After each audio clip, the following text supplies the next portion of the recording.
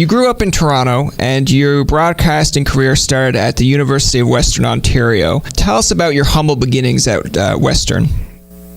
Well, I was a student at Western. I was a politics student, and in my second year, the Students' Council there decided to fund a little startup radio station. At the time, didn't even have a broadcast license. It was broadcast over the wires to a couple of residences on campus. I didn't even know you could send broadcasting through electricity that way, but you could. So basically, you would plug in your radio at the time and be able to receive the CHRW signal. And they had some old equipment that they owned from a previous attempt to start up a radio station. The difference this time is they hired a professional program director, a guy named Pat Nagel, who's still in radio, I think, at CBC up in Iqaluit. Anyway, so they had a meeting. I wasn't interested in being a DJ. I was interested in seeing whether they wanted to do some news and public affairs broadcasting. And at first the answer was no, we're just not interested in that. So then I went away and I thought, no, I'm going to try again. And I put together a little manual and I put together an idea for it, and went back to Pat and I said, this is what we want to try, and I found about 12 people that are interested in trying it, and so he said, okay, let's give it a whirl. So that was kind of my journalism school. I never went to formal journalism training. I sort of learned over the next 2 years at CHRW and set up interviews, got programs running, tried to manage a staff of volunteers, and that was kind of my birth by fire. Yeah, because it says that you were involved with the Western Mustangs football, and also you were the first news director. So I mean, that was through your own initiative of doing that. So that's definitely something that's very cool. It was the football thing. I mean, I'm not a big football fan, but we broadcast the first Mustangs football game from, at the time, a place called JW Little Stadium. Now, after you graduated from Western, you landed your first broadcasting job at Global in 1981 as a reporter. How long was it after you graduated that you got that gig? Well, I actually didn't start as a reporter. I started as what they called an editorial assistant, which paid a whole $12,000 a year. So I bunked with another guy I met there who wanted to be a cameraman. My job was basically making coffee and distributing 8-ply wire coffee. God, I'm sounding ancient just as I say it. So I was kind of like the newsroom gopher, not paid well. My roommates thought I was crazy to take the job because it was so poorly paid. But my strategy was, well, take the lowest entry job you can take in a newsroom that you're interested in. And I was a big fan of Global News at Western, and Peter Truman in particular, who ended up becoming a really important mentor in my life. And he was the anchor and sort of managing editor of the newscast. So I still remember the first day on the job. I was thrilled to get it. And then I walked in the room and, just the buzz of a newsroom and the people in it, I instantly felt, I remember going home and telling my mother, I think I found my tribe. Like I didn't know these people existed that all had the same sort of instincts and interests and attitude towards things. And so that was sort of really confirming to me that journalism is at least where I wanted to start my career. And I mean, the joke's on your roommates because, I mean, you spent, I'm guessing, 5 years there, and then you joined CTV as a parliamentary correspondent, and then 2 years later, you joined CBC as a reporter and anchor, and even filling in as a host on The National. So, that's quite impressive for a short amount of time, from going from being a gopher to, going to co-hosting The National. So explain the move first from Global to CTV and then to CBC. Well, I think one of the truths of this profession, and maybe all professions, is sometimes it's easy to move ahead by jumping between places. I mean, Global was great. I was there for 6 years, but I felt in my mind anyway, it would always be the kid that they gave the chance to. So I felt I needed to leave Global in order to be taken more seriously as a reporter. And then luckily, CBC was interested, CTV was interested. It was pretty good timing because we had 2 kids along the way, and we wanted my wife to be able to stay at home, and that became really economically difficult at certain parts. I just wasn't earning enough money. So I was always kind of looking out for, an opportunity to earn more money, and having people hire you tends to make that possible. So I was sort of able to hold off the economic crisis that would mean that my wife would have to go back to work. We were lucky that way. And I'm just wondering, was this around the same time? Because, Global was just kind of coming into its own fold. And I read in an interview that you said that you believed that Global they were in the game, but not in the act news-wise. So was that kind of a reason to jump to, just to kind of get into a more established brand? Yeah, I mean, at the time, Global was a network that was just in Ontario mostly. So they were a smaller player with big aspirations, but, moving to CTV and CBC, which at the time were the only true national broadcasters, was clearly a step up. The pay was better, the assignments were better, and then that's how I got to really explore the country. We lived out in Halifax, lived in Ottawa 3 times, with CBC, lived in Alberta, covered Northern Canada a lot, did a lot of political reporting. So there was a lot more movement at CBC and CTV to help you grow than there was at Global at the time. Global, of course, now has become a kind of like the big three. You got CBC, CTV, and Global. So that's nice to see them definitely grow. Now, a big thing for me is a journalist that I think is always interesting is, sometimes you kind of feel like you reached your peak in Canada, like those are the only 3, but you also served some time, I make it sound like you were a war veteran here, you also served some time down in the States for ABC News covering or co-anchoring Good Morning America and Nightline. Now, the reason I know this prior to research is because I was a big fan of TGIF as a kid.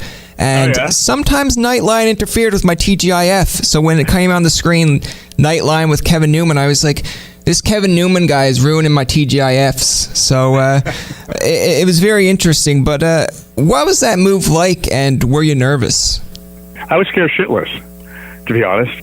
I mean, the truth is, my time at the CBC had not ended all that well. They wanted to take me off a show I was doing at the time called Midday and have someone else come in and anchor it, and then sort of didn't talk to me for a couple of months about what was next for me. So I figured I was done there, and fortunately, tremendously fortunately for me, ABC came calling at that point.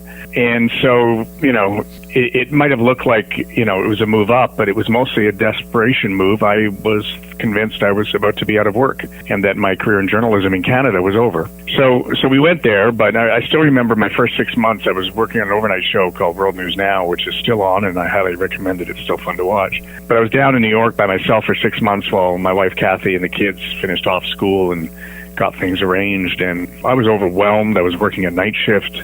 New York is a big thing.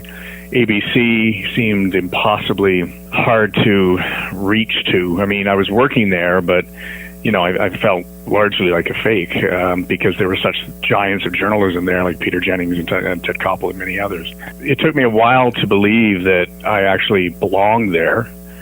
Part of it was the fact that I really missed my family, so once we were all reunited and we could live in New Jersey together, things calmed down. I started to catch a rhythm. But, I'm not sure I've ever told this story before, but I remember one weekend in New York by myself, and I was jogging around Central Park, and there'd been a lot of pressure and a lot of change, and, I had a lot of residual feelings from what happened to me at the CBC. So I ended up sitting on a rock and almost crying my eyes out for like half an hour just about how scared I was. I wasn't sure I was going to make it in New York. It's a tough, competitive place, and America chews up people that can't compete well. So I was pretty frightened, I gotta say, and pretty unsure of my own talent and of my own ability, and feeling kind of bruised that I felt I had to leave Canada because it wasn't anything that I really wanted to do.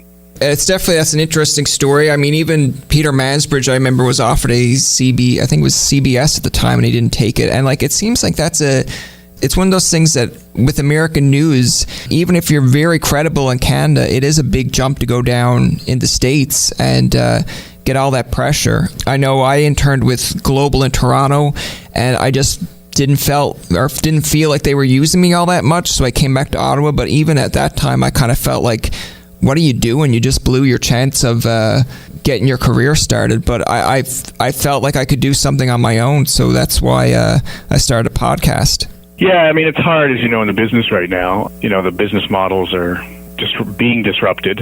With 2 kids and a wife, who wasn't working out of the home, it was frankly a godsend that ABC came at me because the salary was better and the work was good. I mean, at the time, ABC was the market leader, and to leave CBC and to join, ABC and all these great journalists was quite something. I mean, the difference in Canada is you make an argument for a story, you have to take in the economic reality of like a smaller country, how much it costs to travel, how can you do it, for a lower cost. Whereas when I got to ABC, it was like this sandbox that had all the tools you could ever want in it.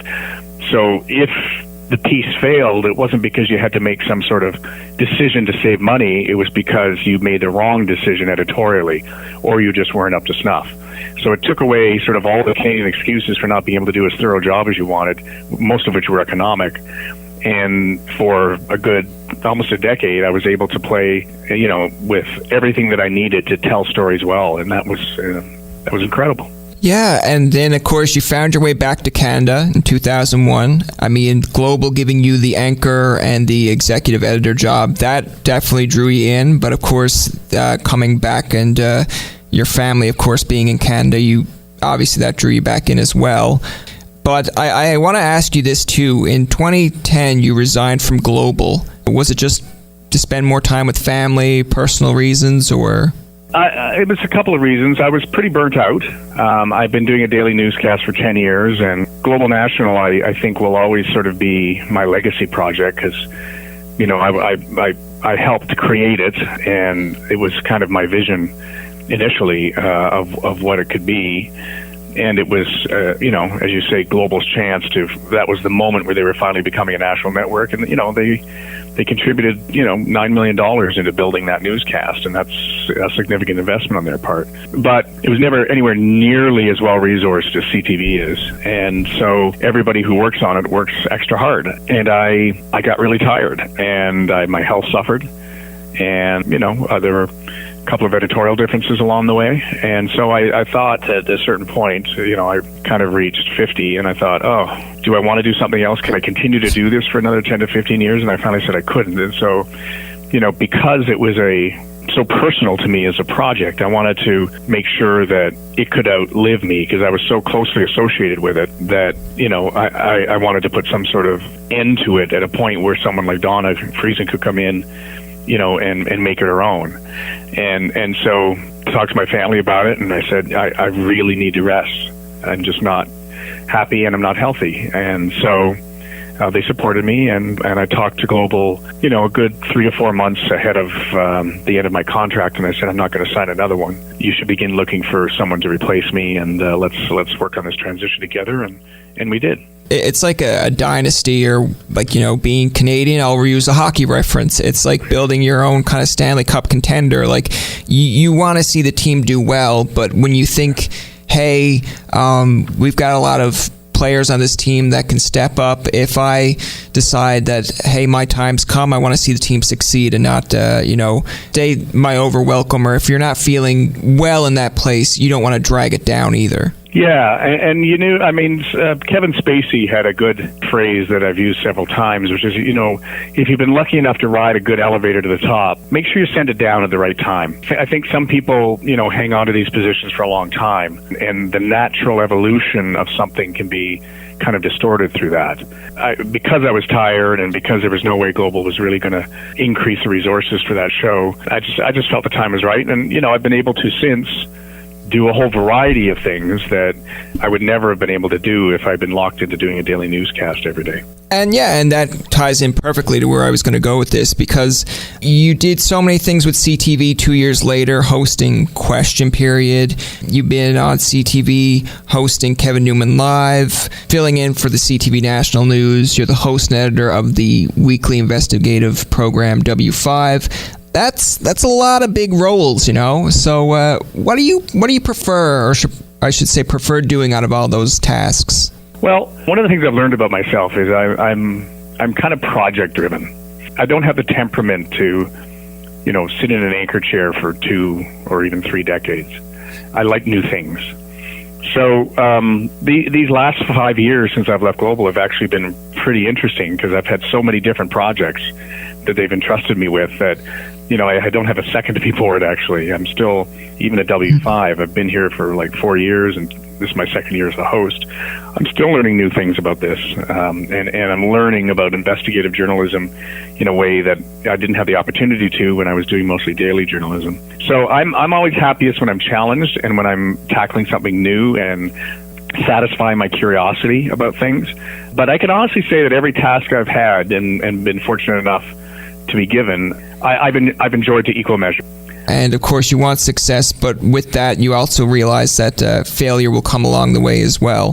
For sure, and I think I've probably failed more than I've succeeded. I mean, I got replaced on midday. Good Morning America didn't work. Kevin Newman Live was canceled after only 7 months. So I've felt that, and I've learned that over time. And that's why when you have something that works, it's particularly sweet.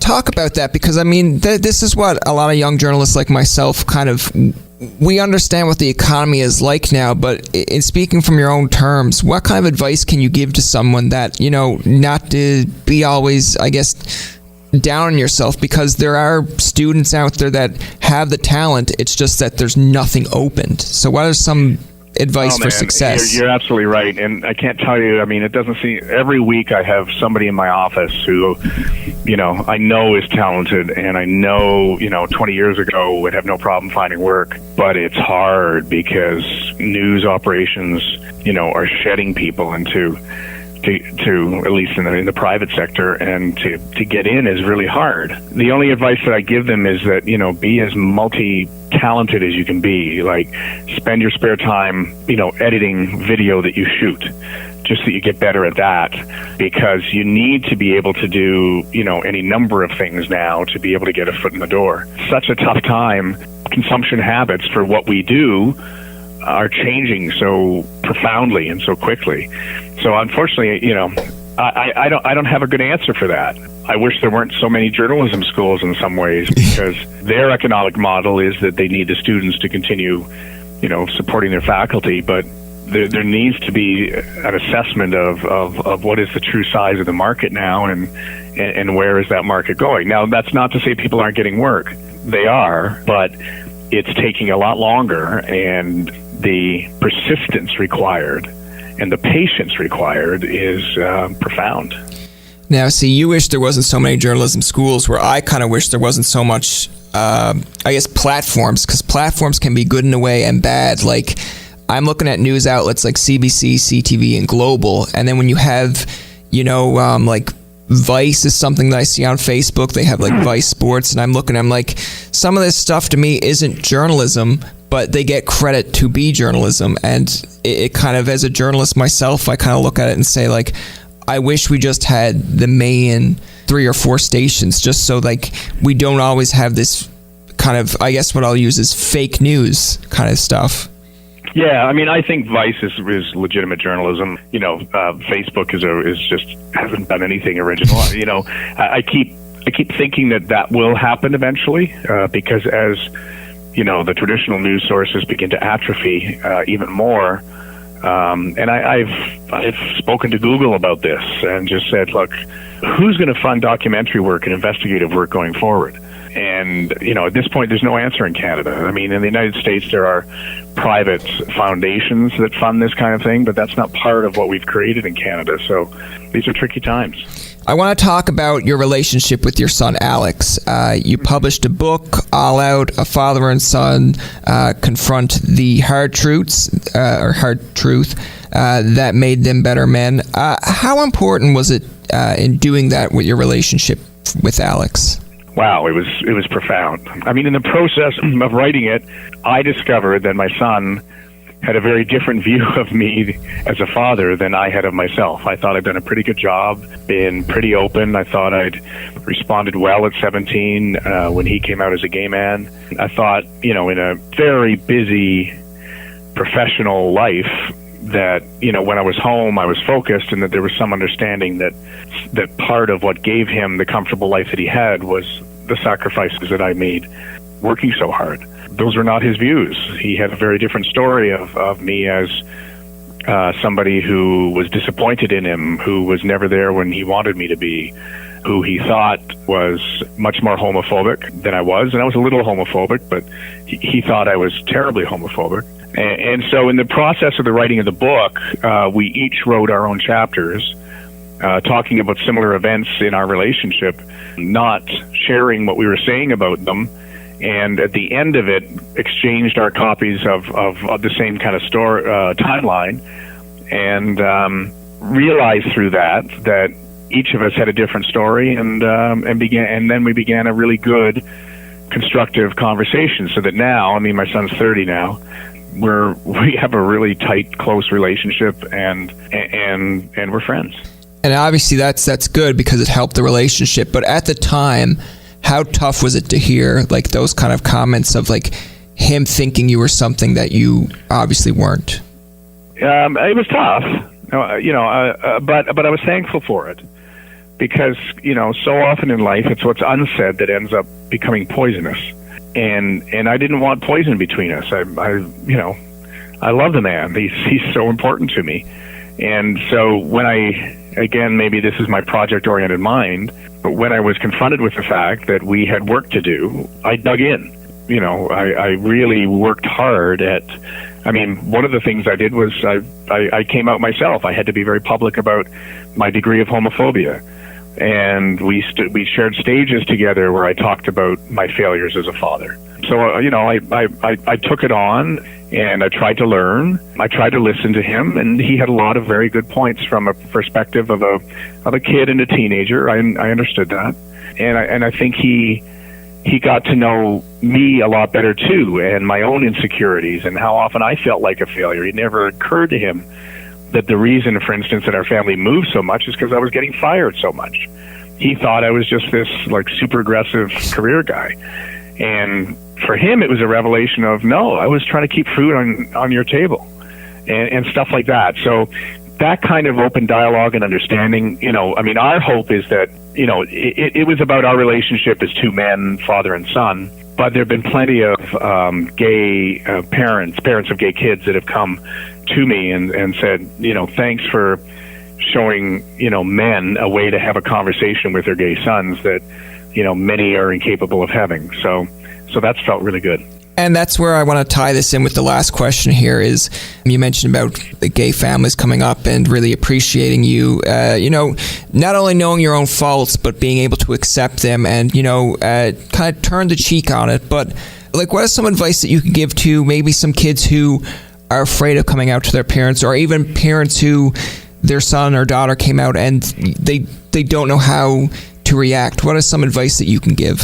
Yeah, well, number one, it takes time. When kids come out, it's the end of a very tortuous period for them. And most of my friends who are gay have said, the relief about being able to be who you are, and I know in Alex's case, he roared out of the closet. It was like, he just like lived his life fully as soon as he could live his truth. For the parents, quite often it's news to them. And so the process that the kids have gone through over, their lives is something that the kids are sometimes not patient enough with their parents about. It takes them time to adjust. It takes them time to learn. And so you're on two different timelines. And so what I tell young people who ask is, be patient, guide them, be willing to open, understand that they need time. And for the dads, particularly, because I think dads are the problem in many of these relationships, which is so sad. Moms seem to be the more accepting ones. For dads, I just say, just remember, they're still men, they're still women. You have a role in their lives, and just begin the conversation by admitting your own fears, admitting your own vulnerability about the conversation, and let your children teach you. That's going to do it for this episode of Tobin Tonight. Our thanks to Kevin Newman for coming on the show. Remember, you can find past, present, and future episodes on TobinTonight.com, Spotify, and iTunes. Follow us on Twitter, like us on Facebook, and leave a comment or two. For Tobin and myself, this is Jacob saying, thanks for listening, and good night.